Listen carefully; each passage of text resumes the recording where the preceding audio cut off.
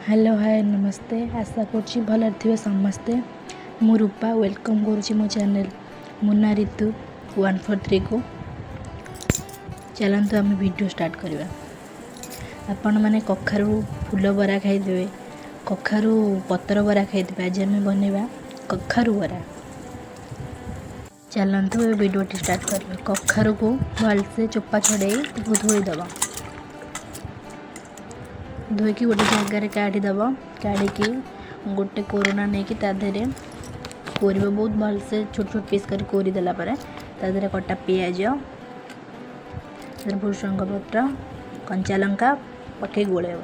आ जो मैंने भी कखारू न खाती ना एमती करके देखी देख थे से निश्चय खाइबे कारण मु भी निजे थे कखारू खाएनी ना तो सेमती कलापर ना मु भी एबे कखारू खाऊँ तो देख ट्राए कर थे घरे बहुत भल लगे।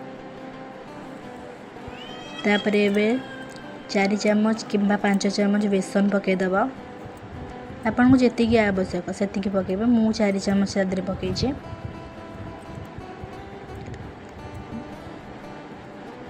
आपन के हिसाब से जी नहीं पारे स्वाद अनुसार हलदी गुंड स्वाद अनुसार लंका गुंड कारण आम कंचा लंका काटीचे ना तो अल्प लंका गुंड पकेबे चाहिए न पकई पारे। लुण पकेबे स्वाद अनुसार। तापर अदा रसुण पेस्ट गोटे पकेबे चामच पकईदे तापर भलसे फेंटी देवे मिसईदेवे। जदि चाहिए आधे बेसन भी आदि पानी हो जाए पारे ताले बेसन भी आउे आड भी करें आधे भलसे गोलईदेवे। देखु एबे मोर संपूर्ण गोला सरी जाइए। चलते पिठा स्टार्ट करवा। तावा धीरे तावा गरम हो जाता तादे तेल देके तो बेसी तेल खाएनि ना धीरे जमती आम कखारू फूल करूँ बरा सेमती ही करवा। कखारू फूल बरा अपेक्षा ये बराटा ना बहुत टेस्टी लगे थे घरे ट्राए करूँ तो देखिए। ताको आम नोटे पलटे दबा बेसी लाल हवा जाके रखिबेनी कारण पिता लगे।